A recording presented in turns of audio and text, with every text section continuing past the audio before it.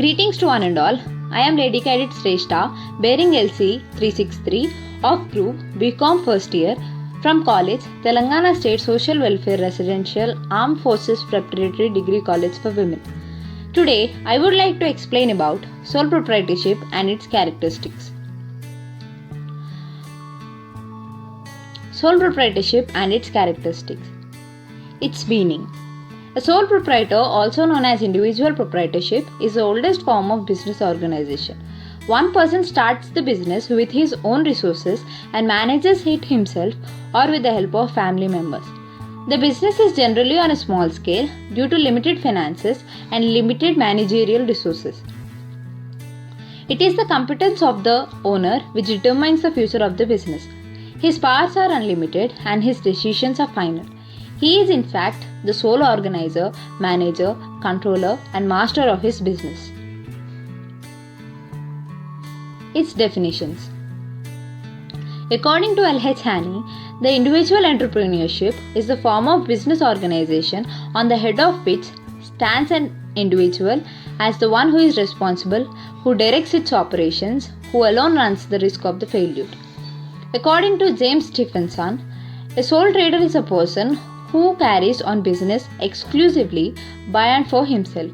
He is not only the owner of the capital of the undertaking, but is usually the organizer and manager and takes all the profits or responsibility for losses.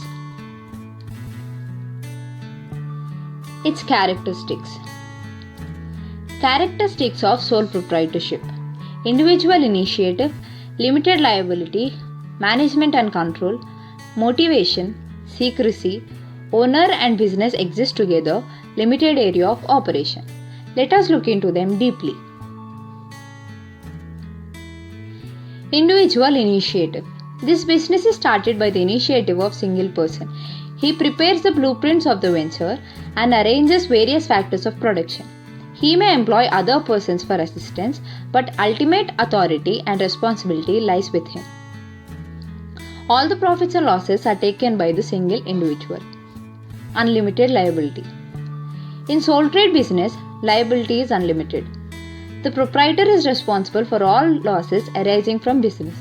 The liability is not limited to his investments in the business, but his private property is also liable for business obligations. Thus, the owner remains cautious in his business dealings so that losses are avoided, since his personal property may also be used to pay the business losses. Management and control. The proprietor manages the whole business himself.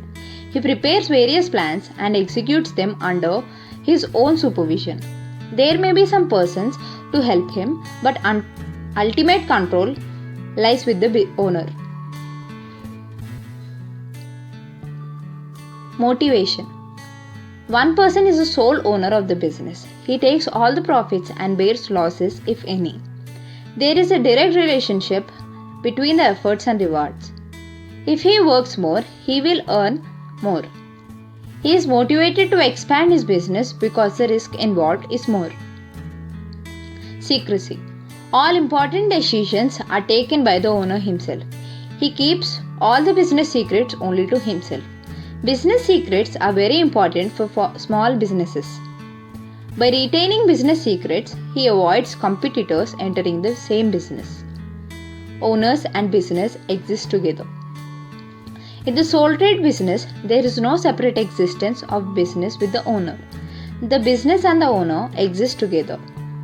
The business is dissolved if the owner dies, becomes insolvent, or is removed from the scene. Limited area of operations. A sole trade business has generally a limited area of operations. The reason being the limited resources and managerial abilities of the sole trader. He can arrange limited funds only and will be able to supervise a small business. Since all his decisions are to be taken by the proprietors, so the area of the business will be limited to his management ability. Hope you all understood. Thank you.